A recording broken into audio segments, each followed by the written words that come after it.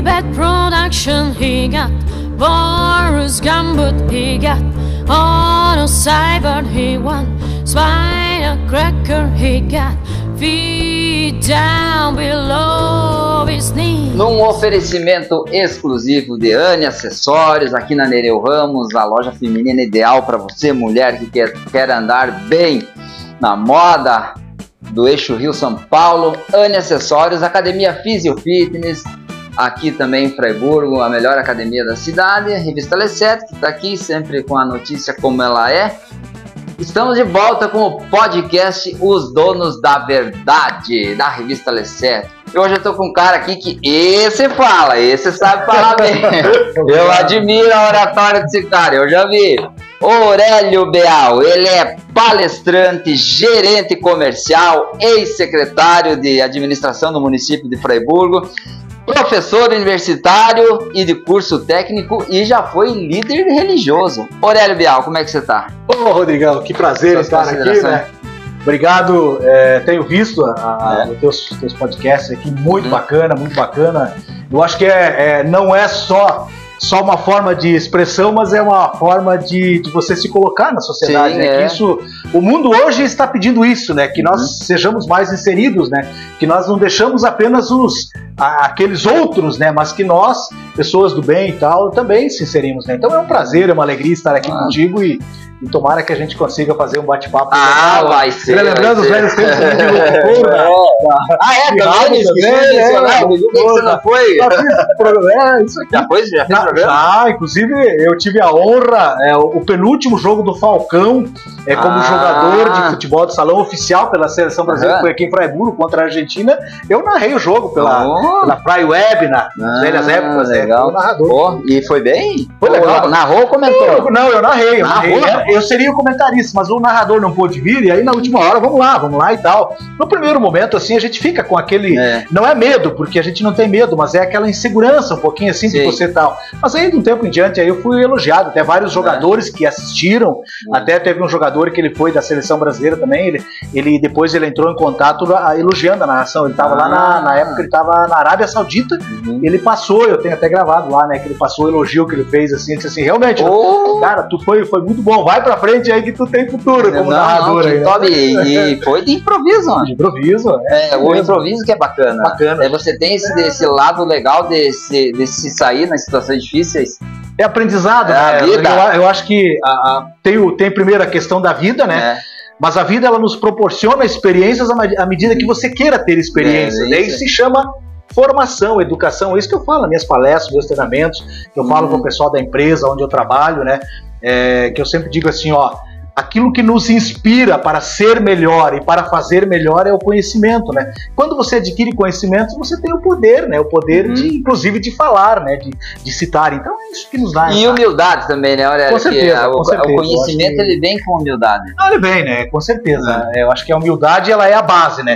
E não se confunde com ser humilde demais. Também não. Fala em humildade no sentido que às vezes a pessoa assim, eu sou humilde, então eu não faço nada porque eu sou humilde. Não.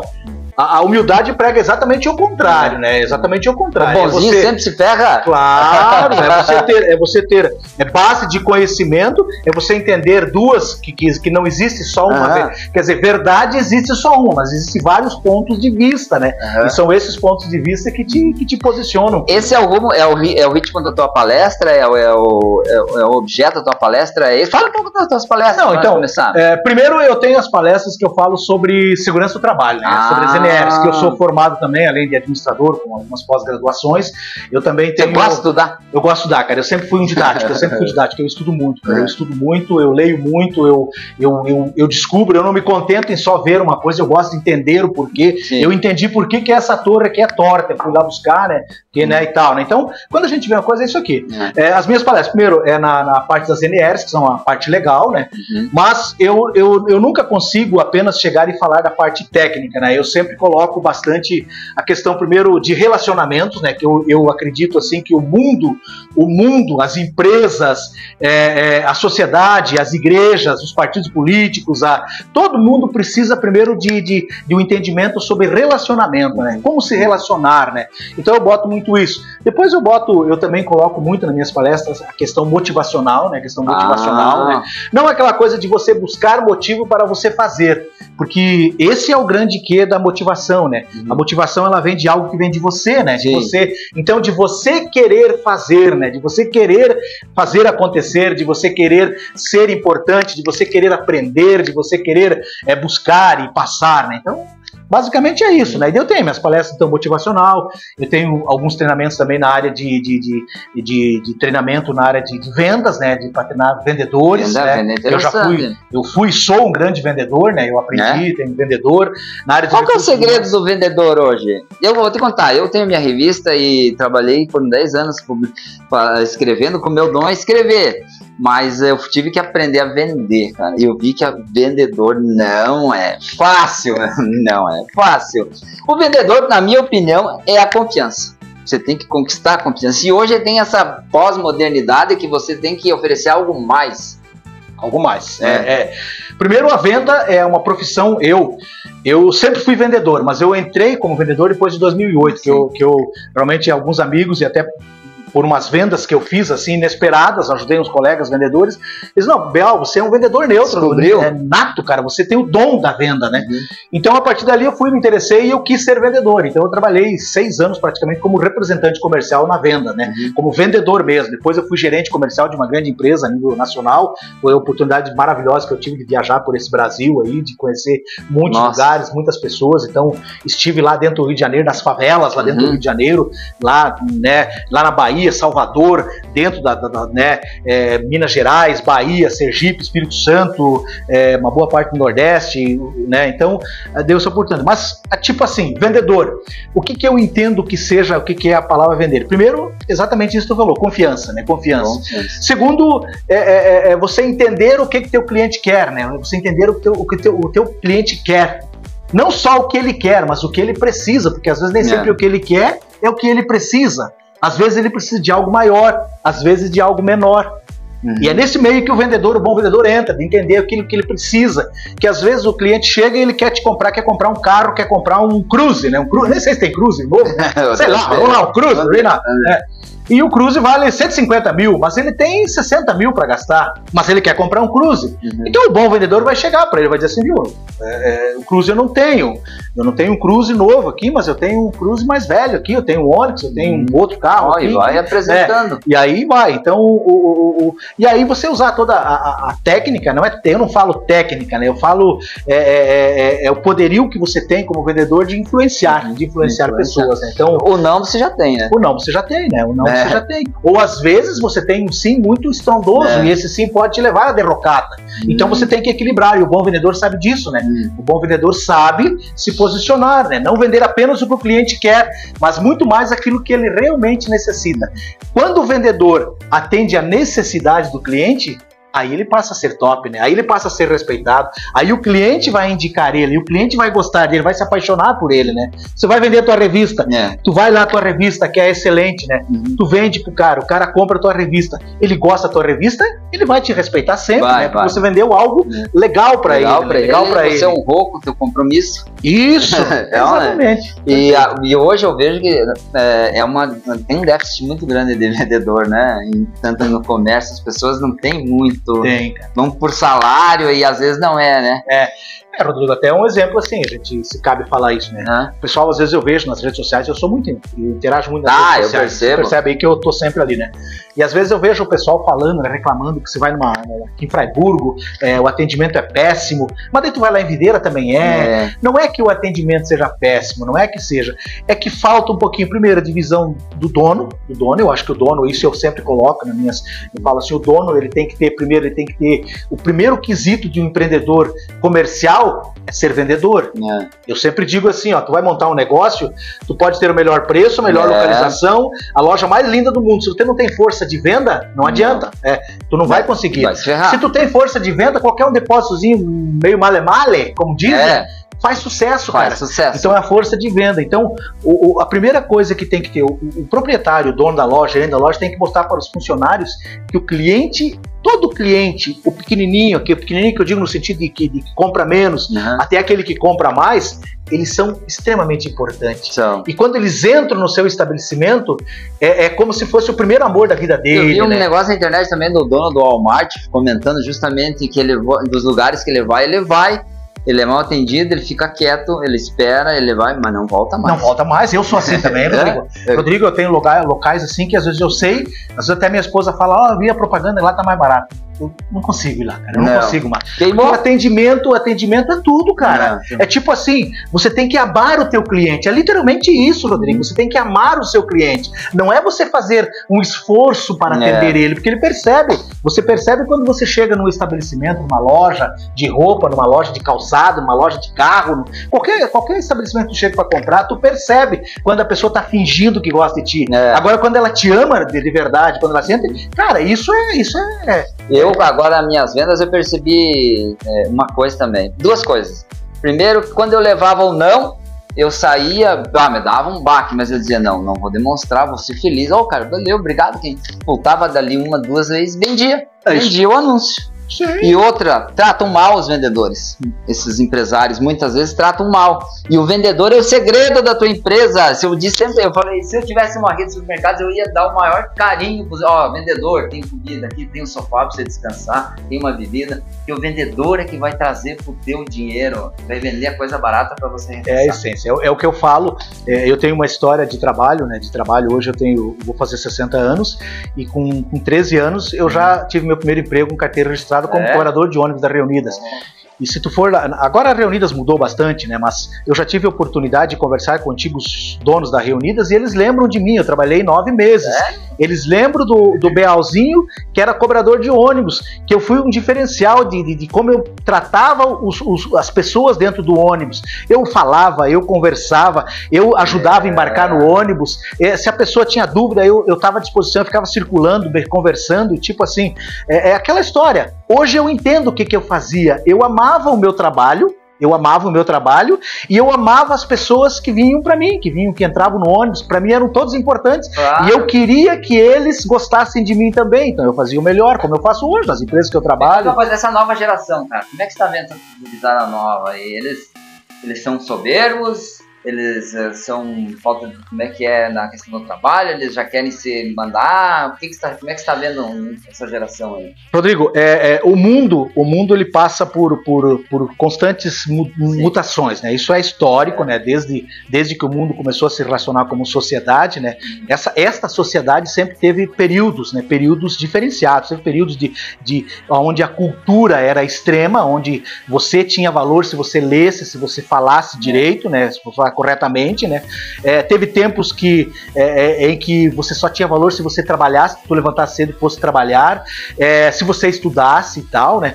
Então tudo é o tempo. E nós estamos passando por uma mudança muito forte, muito forte. E nós não estamos preparados para isso? Estamos sim, claro que estamos. Tanto que nós estamos tocando, esse mundo é maravilhoso, né, cara? Nós temos problemas, nós temos políticos ladrões, nós temos empresários ladrões, nós temos empresários maravilhosos, nós temos tudo isso aqui, o mundo vai.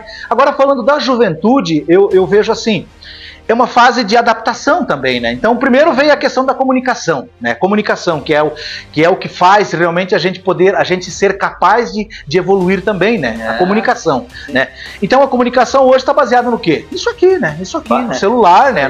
Né? Então, as pessoas se comunicam de uma forma muito individual, digamos assim e tal, né? As escolas mudou um conceito de ensinamento também, né?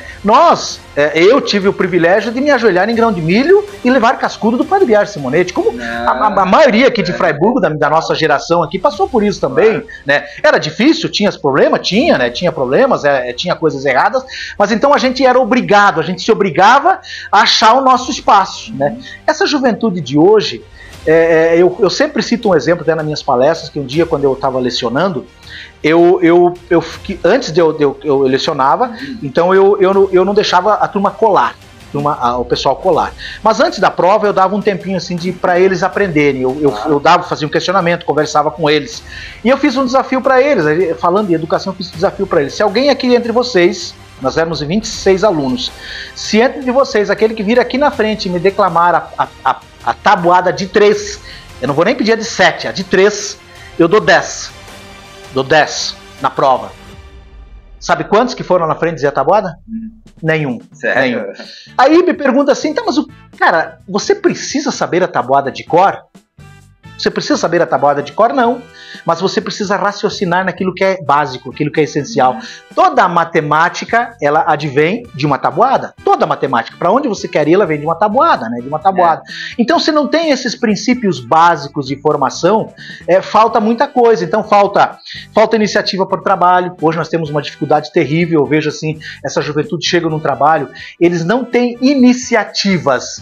Você não pode dizer que são vadios, que não gostam de trabalhar, porque não gostar, eu não gosto de trabalhar, Rodrigo. Você não gosta de trabalhar. Tá cheio de gente por aí que não gosta, mas a gente faz o ofício da gente. A gente faz aquilo que tem que ser feito, né? Mas a gente faz por quê? Porque a gente sente a necessidade, a gente toma iniciativas para fazer. Isso que tu tá fazendo é um trabalho, né? Um trabalho, tu tem teus patrocínios. Trabalho moderno é um trabalho, né? Você trabalhar, como tem gente hoje no celular ganhando muito dinheiro, é uma iniciativa. Mas a grande maioria tá faltando isso aqui. Então está faltando essa base e iniciativa. Vamos falar então de educação, cara. Você concorda que essa abertura de muita universidade, isso prejudicou um pouco? Você acha que a universidade hoje ela está sobrecarregada, estão passando pouco conhecimento, um conhecimento fraco, e o curso técnico está podando, está sendo mais essencial pela escassez de mão de obra que nós temos em certos setores? Aí, como é que você vê a educação hoje em si? Até pouquinho tempo atrás, quando a gente falava de política, falando de política assim, todo mundo falava assim, que o prefeito tem que dar educação, saúde e estradas, né? Mais ou menos assim, educação e saúde principalmente, educação em primeiro lugar. Então, essa cobrança vinha assim, e de repente o governo, os governos dos últimos anos aí e tal, pensaram assim, bom, e eu não estou dizendo que esteja errado, não estou dizendo muito pelo contrário, né? Então o que nós temos que fazer? Nós temos que popularizar a educação, todo mundo tem que ir para a escola. Como fazer para todo mundo ir para a escola, né? Temos que abrir escolas, né? O governo não consegue dar escola para todo mundo. Mal e mal, assim como a gente fala, para a criançada, para os adolescentes e tal, né? Mas chega de um nível que o governo não consegue dar faculdade. Então vamos deixar assim, vamos abrir faculdades. O governo também não consegue abrir faculdade para todo mundo. Então se proliferou o número de universidades, de faculdades aqui. E com isso, também essa popularização da educação, ela não deu no sentido de que todos devem estar na escola. Muito mais do que isso é de que eles têm que ter escola, né? E isso é errado. Então não quer dizer, a educação, as escolas deveriam estar para ensinar, mas a maioria das escolas não estão. Se você pegar a internet e encostar no Google, você quer fazer um curso de mecânico, vai aparecer 300 escolas te dando um curso de mecânico, você não precisa ir lá. E algumas delas, como eu, não foi no caso de mecânico, mas eu precisava fazer um treinamento e queria fazer, então eu vou lá e faço um treinamentozinho. Aí, uma escola me pediu para fazer uma pós-graduação de um tema lá que eu gostaria de fazer. E eu entrei e pedi informação. Daí eu falei assim, mas e tal, primeiro o preço era de 160, eu falei que eu tinha R$60 para pagar. Fizeram por R$58,50. para mim pagar a mensalidade. E daí eu falei assim, pois mas daí eu não tenho tempo de estudar. Não tem problema, tu faz a prova, mas na hora de fazer a prova tu fala com a gente que a gente te ajuda a você responder. O que adiantou? Então, Rodrigo, é assim, não podemos generalizar. E eu te digo assim, está tendo um movimento inverso de novo. Como teve esse primeiro movimento assim dessa popularização sem critérios, sem responsabilidade, agora está voltando de volta.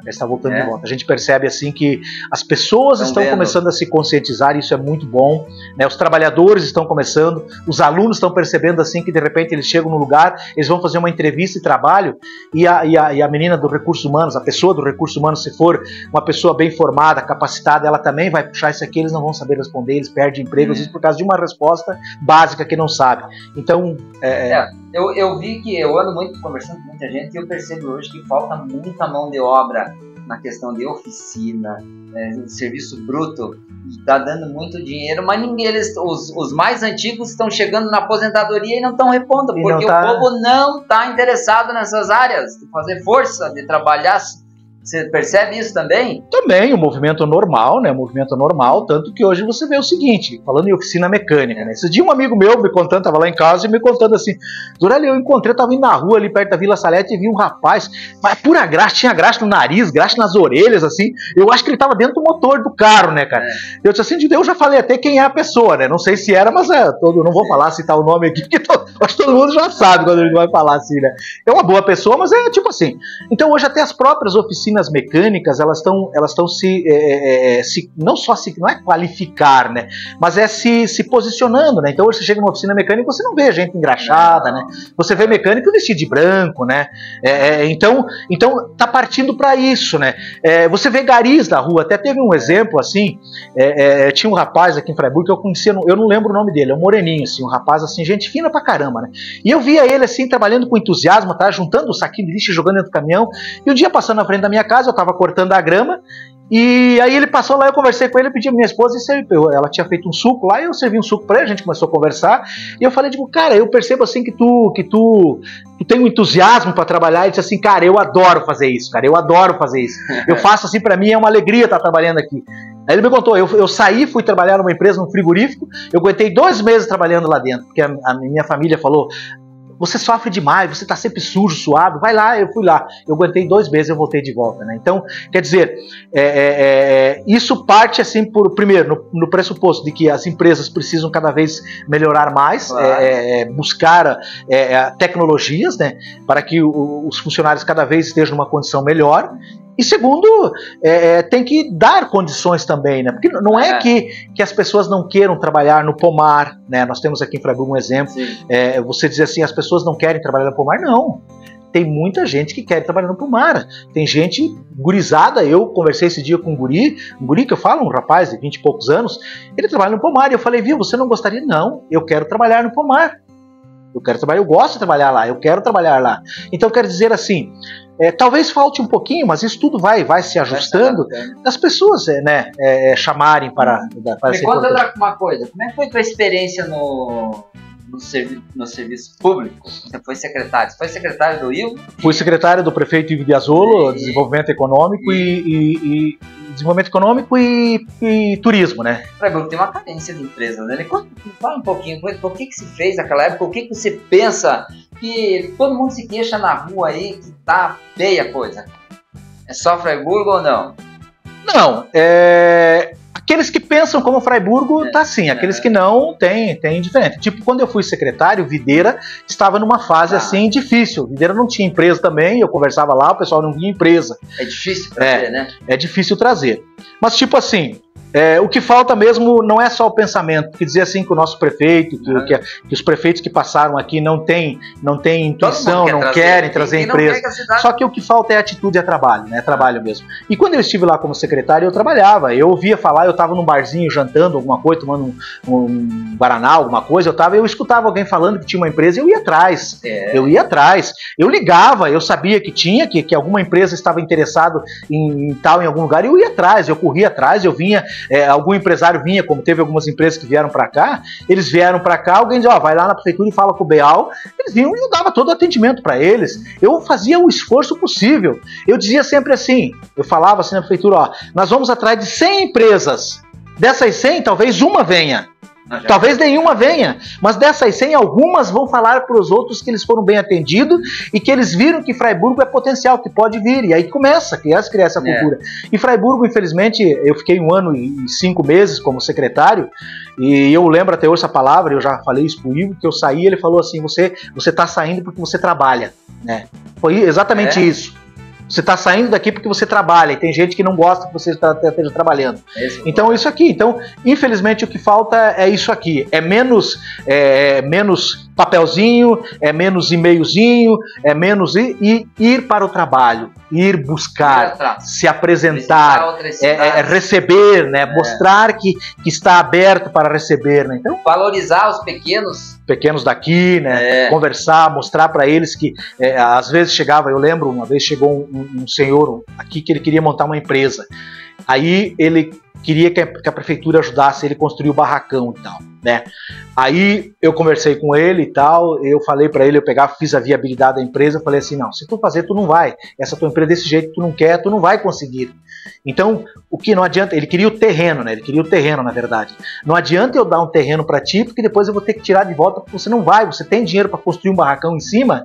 Aí eu aconselhei ele, eu mostrei pra ele, me propus ajudar, depois eu tive várias reuniões com ele, fazendo a parte, mostrando a parte de como montar a empresa, como estruturar, qual é os produtos, como vender. Eu fiquei uns 3 ou 4 meses, ele montou a empresa, ele alugou um barracãozinho pra ele. Hoje ele é um empresário bom, hoje ele tá bem melhor aqui, de vez em quando ele se encontra e fala isso comigo, né? Então, quer dizer, não é só, você tem que dar estrutura e responsabilidades também, né? E daí você trabalhou com a Colette, não? Não, eu trabalhei só com o Ivo, eu saí, daí eu fui trabalhar como gerente comercial de uma empresa que eu era representante, né? Daí eu fiquei 2 anos praticamente fora, né? Depois eu voltei de volta, né? Uma experiência, eu também trabalhei na Fundação de Esporte mesmo. Lembro, na época. O serviço público, ele é totalmente diferente daquilo que a gente passou na vida, né? Sem dúvida. Serviço, é servir. Às vezes você não ganha nem uma hora extra, por exemplo, tem que estar lá mostrando serviço, porque a população está em cima de você, muito em cima. Isso que eu tirei, eu ia fazer mesa de futebol, lá ia trabalhar, as pessoas vinham, porque você puxa saco, esse enfrentamento não é fácil, difícil. Eu passei isso, mas eu tenho um empresário aqui bem conhecido aqui em Freiburg também, que um dia eu fiquei até surpreso e lisonjeado, né? Que ele chegou e falou para mim assim, Beal, normalmente as pessoas quando se elegem vereador, parece que o queixinho sobe para cima e parece que eles estão no outro patamar, e de certa forma estão, né? Sim. O cara se elegeu prefeito, o cara foi convidado para ser secretário, aí ele pode ser teu amigo, ele toma cachaça contigo, toma cervejinha contigo, joga futebol contigo, mas quando você fala ali, parece que ele tá num degrau acima, que você tem que e tal, e você não, você parece que você é o contrário, você parece que prepara o chão pra gente pisar. E eu falei, isso é poder, cara. Quando a gente ganha uma autoridade, a gente tem o poder. E o poder, bem diferente do que penso, que é comandar, que é mandar, que é ser chefe, que é ser autoridade, o poder é servir, cara. O sentido do poder é servir. E quando você serve a pessoa, a comunidade, é ali que você demonstra o teu poder. Por isso que tem figuras desse mundo. Um exemplo clássico, assim, não falando de religião, depois você pode falar de religião também, é Jesus Cristo. Jesus Cristo, ele se tornou essa figura, e não estou falando de Deus, estou falando do cidadão, do ser, né? Que tem muita gente que ainda vê Jesus Cristo como líder, como o cara que fez a diferença.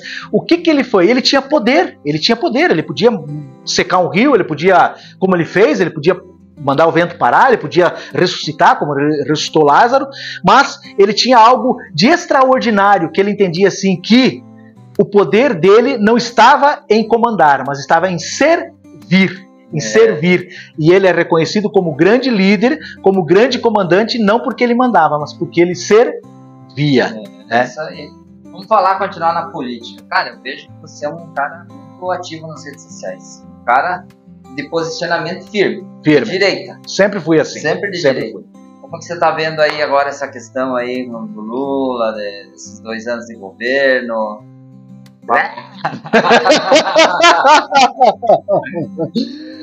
Poderia estar pior, Rodrigo, poderia estar pior. Se nós não tivéssemos experimentado 4 anos diferente aí eu não vou falar de direita, mas de um pensamento diferente, nós estaríamos numa situação terrível. O Brasil, lá de 2016, né, estava numa situação terrível, né? Então, aí o pensamento mudou com a entrada do Michel Temer, aí o Bolsonaro, Paulo Guedes, né, basicamente isso aí. Pessoas inteligentes, pessoas comprometidas com aquilo que eles sabiam para fazer aquilo que era melhor, né?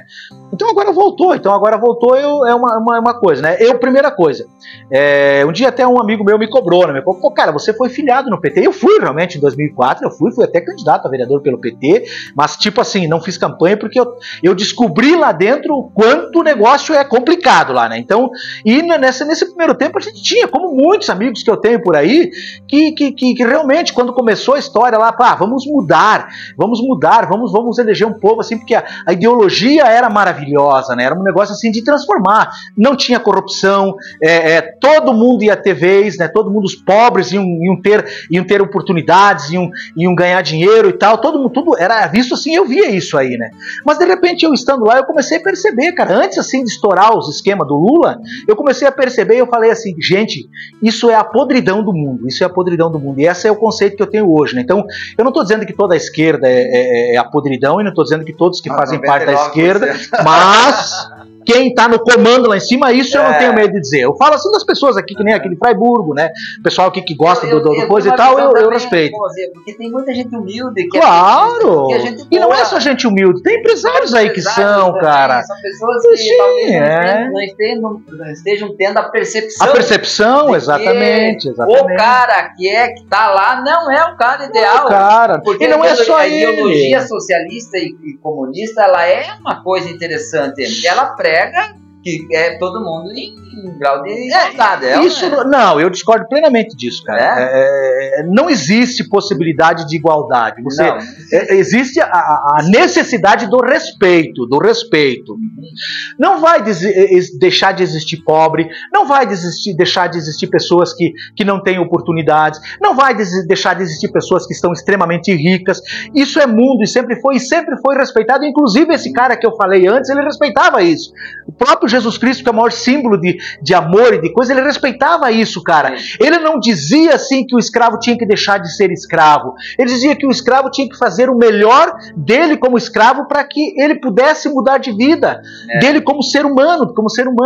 E essa coisa de igualdade, isso aqui é muito relativa. É como a democracia relativa do Lula, né? Do Lula. Ele fala democracia, não existe relativismo. Não. A democracia é a liberdade, cara. A democracia é simplesmente a liberdade. Primeiro, de você escolher os políticos, isso é a base, não existe muita coisa mais que isso de democracia, é a liberdade que você tem de escolher os comandantes, os prefeitos, os políticos. Isso é a base da democracia. Pronto, não precisa falar mais nada. Se você tem essa liberdade de ir lá na urna e votar, ou com um papelzinho, ou nas teclas lá, e que esse voto teu seja legítimo, isso é tudo isso. Tá faltando? É tudo isso que é democracia. Esse negócio de você dizer que você tem que respeitar o negro, você tem que respeitar o deficiente e tal. Isso já é outra coisa. Isso não tem nada a ver com democracia. Eles estão falando esse negócio que aí. Exatamente. Então a democracia é algo muito mais simples. É muito mais assim de palma da mão. E eles estão formando esse negócio como se fosse um absurdo. Então a maioria das pessoas, a grande maioria, não faz ideia do que é a democracia, né? Então tá aí. Mas respondendo assim sobre o governo, esse que estamos aqui, só não é uma desgraça terrível, porque hoje no Brasil a gente tem um conceito assim de um povo que luta, um povo que trabalha. Nós temos, vamos começar pela classe empresarial, os empresários, desde aquele mais pequenininho, aquele que trabalha sozinho, aquele que tem 10 mil, 50 mil funcionários, eles estão lutando, cara, e eles não estão preocupados com a política, eles estão preocupados em fazer o seu negócio dar certo, né? E para isso é ter mais gente, é ter gente trabalhando. O empregado, o trabalhador, que não tem vergonha nenhuma de dizer que é empregado, o trabalhador, ele quer trabalhar, cara, ele quer trabalhar, ele quer ganhar o salário dele para ele poder ir no mercado e comprar o carrinho, encher o carrinho de alimento, cara. É isso que nós queremos. Então no Brasil tá essa onda muito legal, cara. Eu vejo por aí, cara, nós temos aqui entre Freiburgo e Videira, eu fiz um levantamento há 2 anos atrás, tinha em torno de 3.100 vagas abertas. Freiburgo e Videira, a região aqui, Freiburgo e Videira, Freiburgo, Le Monrez, Tangará, Videira, né? 3 mil, fora Caçador e Joaçaba.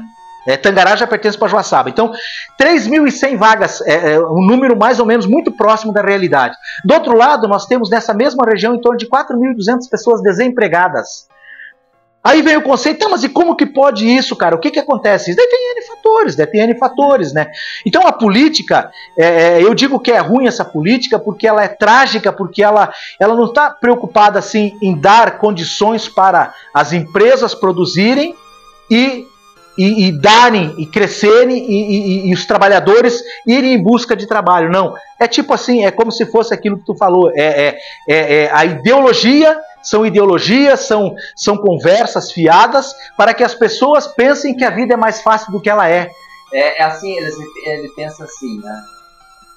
Bom, tá claro as coisas. para de comer. Ele não vem com uma explicação, ó, as coisas estão caras, nós vamos cortar esses impostos aqui, vamos fazer isso aqui, vamos incentivar esse setor, vamos fazer... Ele não tem uma ideia de que o Brasil vá para frente, cresça. A ideia é muito antiquada. Digamos assim, é a vida fácil. É a vida fácil. É dizer assim... agora, por exemplo, o gás está caro, ao invés de ele pegar e trabalhar assim para que as pessoas ganhem mais, para que o gás não seja tão caro, mas caiba dentro do orçamento, ele fala que vai dar gás de graça. Que vai dar de gás de graça. Então, o caminho não é esse. Uma coisa, né, Rodrigo, a gente sabe, é você ajudar, né, ajudar. Gás de graça, cara, eu digo aqui em Fraiburgo. Eu tenho certeza, se a gente fosse fazer um levantamento aqui em Fraiburgo, por mês, mais ou menos 200 botijão de gás são doados aqui em Fraiburgo, são dados. Cara, tem gente que sabe que a família está passando necessidade, vai lá e dá um bujão, vai lá e paga a carga de gás. Tem gente que não passa fome sequer no Brasil. Passa fome sequer, cara. Eu vi na internet se gabando assim, ó, eu ganho 1.200 de Bolsa Família, nem sei se o valor é correto. Não é tudo isso. Mas daí ele disse pode ser ele, mais alguém da família. Daí ele disse que vai no CAPES, ganha uma cesta básica. Daí ele vai lá não sei onde, registra a água e a luz, já diminui e o cara não precisa trabalhar. Não tem. Então é a vida fácil, né? É a vida fácil. E quando você tem essa ideia de vida fácil, cara, não dá certo. Não. Se você pegar uma pessoa rica, uma pessoa que tem muito dinheiro, e ela queira fazer da vida dela uma vida fácil, ela vai perder tudo. Eu trouxe um venezuelano bem aqui que você tá. Eu perguntei pra ele o que eu penso do Brasil. Ele disse, não aceite de graça. Tem que aprender a pescar. Óbvio. Ele disse. Óbvio. É isso aí, Rodrigo. Então, não adianta. Se você... eu tenho como filosofia, que eu aprendi assim nos tempos que eu trabalhei na Fischer, né? Eu trabalhei 11 anos praticamente lidando com as pessoas, né? Então eu trazia para trabalhar, eu tinha anos assim que eu tinha 4.000 pessoas sob meu comando, né? Que eu cuidava dessas pessoas, eu trazia elas para trabalhar nos pomares, pessoas de todas as culturas, de todas as formas. Eu trabalhava com traficante, com bandido, com pastor, com homossexual, com negro, com branco, com e tal. Então e eu me relacionava com todos no sentido assim de trabalho com todas as pessoas. Então eu descobri uma coisa muito clara assim. As pessoas que pedem, as pessoas que ficam pedindo, tome cuidado porque é uma profissão pedir. É um meio de subsistência. Está errado? Eu não estou dizendo que está errado. Ontem eu estava almoçando na casa da minha sogra e tem um rapaz que é bem conhecido aqui em Fraiburgo que ele vai na casa pedir comida. Ele vai lá na casa da minha sogra, das minhas cunhadas lá, ele pede, eles dão comida para ele. Sim. Aí a minha mãe falou, não, mas não deveria ser assim, deveria ensinar a trabalhar. Não. Ele mas é uma pessoa do bem, uma pessoa que a gente conhece, que ele não faz maldade para ninguém, ele está pedindo. Então, pedir deixou de ser algo para sobreviver e passou a ser algo para ganhar. E tem N exemplos por aqui. Eu já vivi isso de pessoas que pedem, dizendo que estão numa necessidade complicada, e você vai na casa delas, você percebe assim que elas têm muito mais do que você, né? Eu já vivi isso. O grande problema, não sei se você vai concordar comigo, no Brasil hoje é isso mesmo. Amazônia pegando fogo no tempo do Bolsonaro. Fascista queimando a Amazônia, incendiando.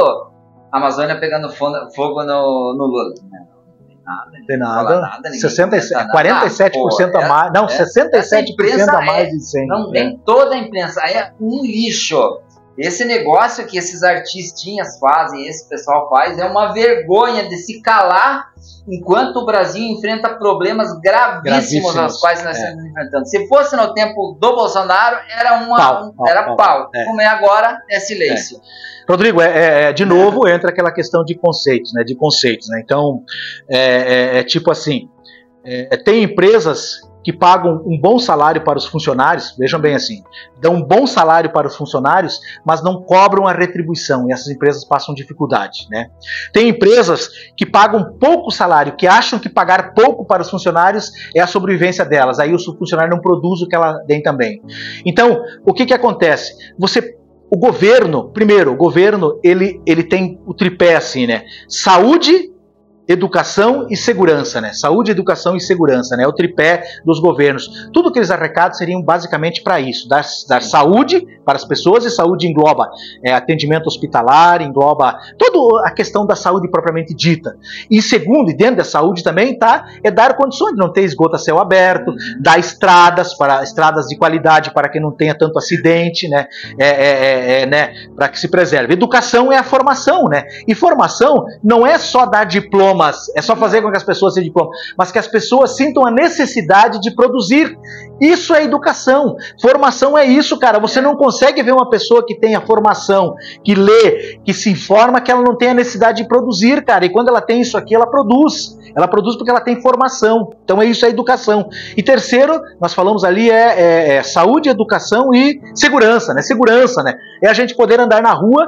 Claro que isso nunca vai ter, em lugar nenhum do mundo tem 100%. Lá na Alemanha, lá na França, lá na Suíça, de vez em quando, um cara vai lá e mata também. Isso acontece. Mas lá na Suíça, as prisões estão vazias. Porque quando eles fizeram as prisões, eles encheram as prisões, né? E o cara que é bandido vai pra cadeia. Aqui no Brasil não, né, cara? Então, tipo assim, é dar segurança. Esse é o tripé. É o tripé que deveria nortear. Desses grandes países de desenvolvimento é ciência, medicina, educação. O Brasil é essa confusão de ideologias, de briga daqui, todes e não sei o que. Isso é uma confusão. É terrível, né? É terrível, pensam né? no país.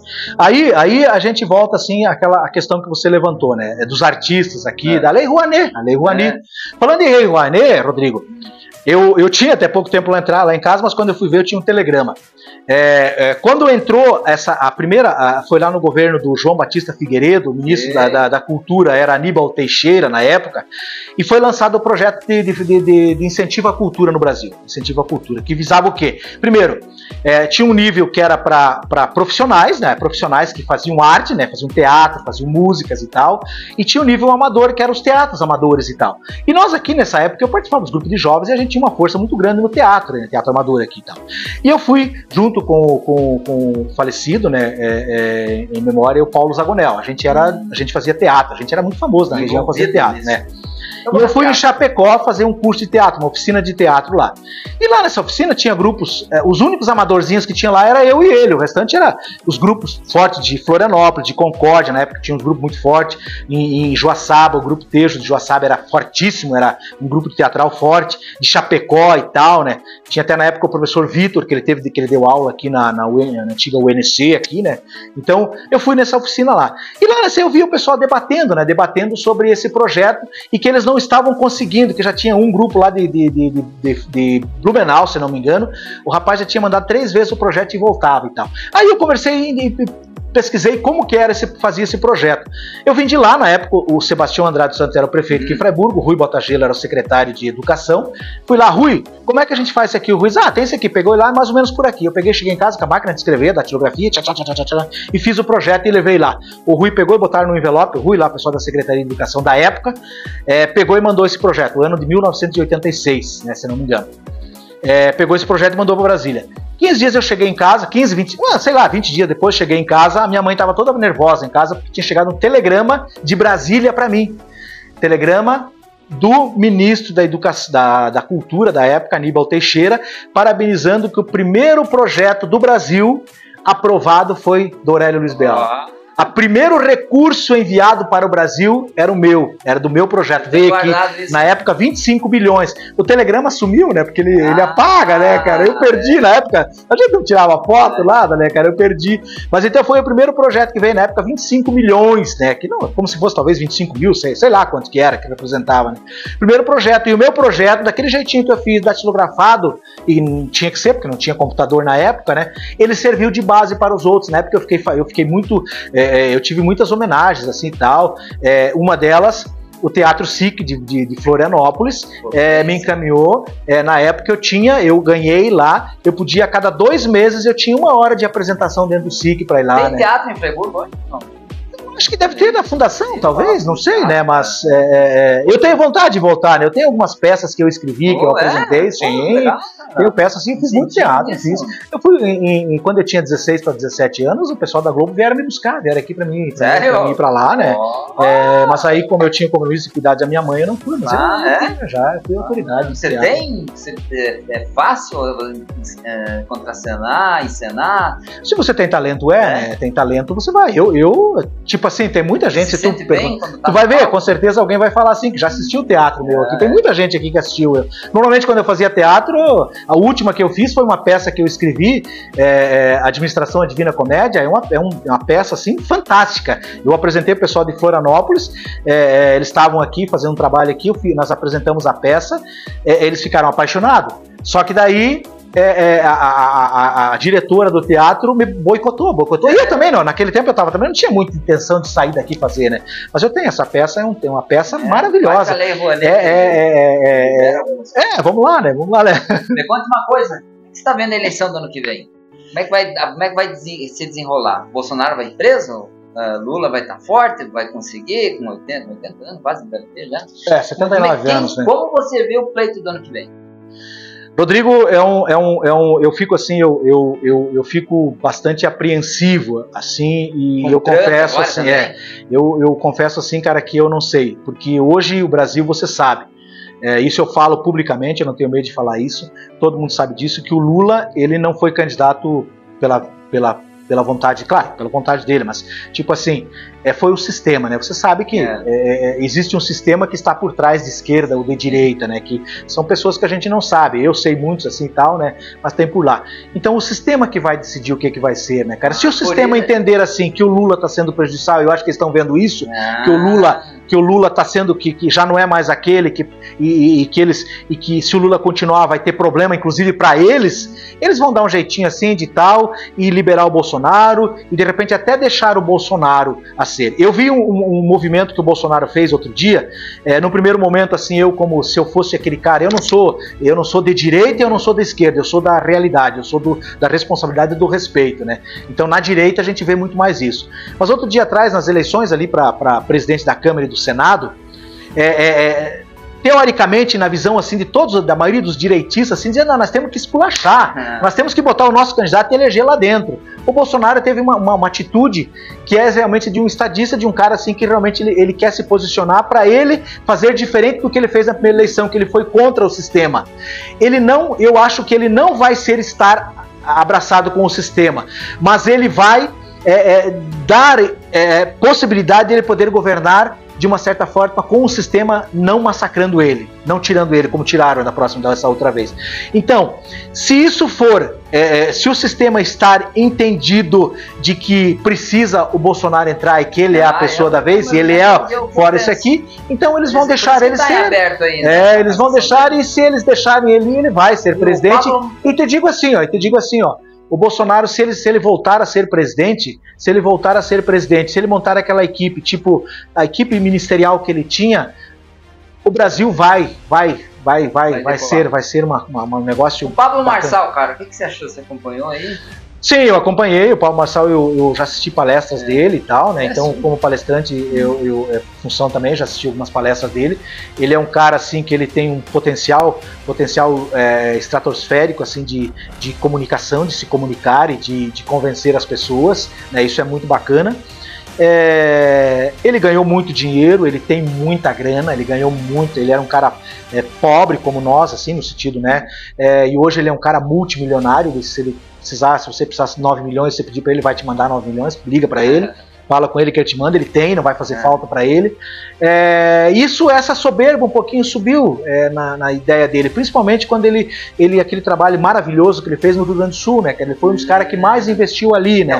No primeiro momento seria assim algo para Deus, que a pedido da esposa dele, isso eu falando assim a linguagem bem, né? Era uma coisa que ele fazia assim para agradar-se a Deus e a ele, né? Porque ele é um cara de Deus, a esposa dele é muito de Deus também, né? Então eles quiseram fazer isso. Mas em determinado momento alguém quis derrubar ele. Então ele viu aquilo e de repente ele começou a ver aquilo como uma oportunidade dele querer fazer mais e se candidatou. O sistema já derrubou ele, né, cara? Ele já tá inelegível por 8 anos e não tem mais. Ele já... O Pablo Marçal a melhor coisa que ele tem que fazer agora é ele continuar dando as palestras dele, dando o treinamento dele, dando as pitágoras dele, que é muito importante isso, a sociedade precisa isso, esse incentivo e tal, e ponto, né? Mas então ele não tem. A última perguntinha. Beal é italiano? Que sobrenome é italiano? Na verdade, assim, a origem Beal é francesa, né? Mas é uma região da Itália onde... Exatamente. Teve muita mutação, né? Quando vieram para cá, mas Beal... Então, os que vieram o meu...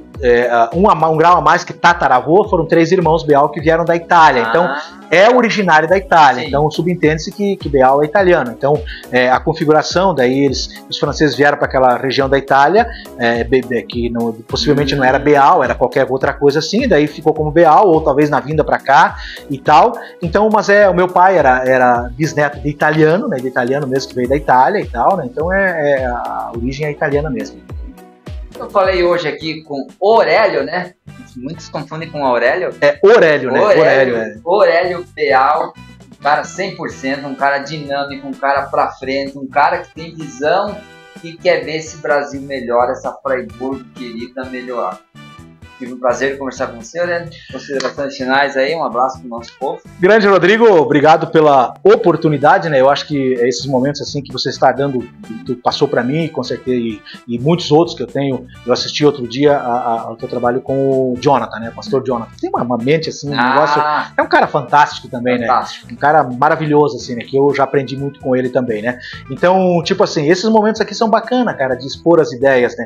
E eu adoro isso, cara. Eu adoro me comunicar, eu adoro falar. Esse ano eu tive a oportunidade, fiquei 2 semanas lá em São Joaquim, preso, fazendo treinamento. Eu fiquei 14 dias, aliás, 10 dias, né, de segunda a sexta, o dia inteiro falando, treinando, né? E no final ainda o pessoal pediu para mim dar mais uma canja, mais uma turminha ali, para mim dar mais uma canja, mais 15 minutos de fala sobre a vida e tal, né? Então eu falei, então é muito legal, é bacana. E eu sou daquela percepção assim, você não precisa ser trabalhador, mas você tem que ter iniciativa, né? Você tem que gostar de fazer as coisas, querer fazer, né? Você quer ver o mundo melhor? Mude primeiro o teu mundo, né? Mude primeiro o teu, né? Nunca vai conseguir mudar o mundo maior, porque é o teu mundo que tem que ser mudado. A partir da mudança tua, que o mundo começa a ficar melhor, né? Então é isso aí. Valeu! Todos a Verdade volta na próxima, em um oferecimento do Acessórios, Academia Física e Lecep, nos cursos do nosso amigo Aurélio. Legal, vamos lá. Até a próxima. Obrigadão.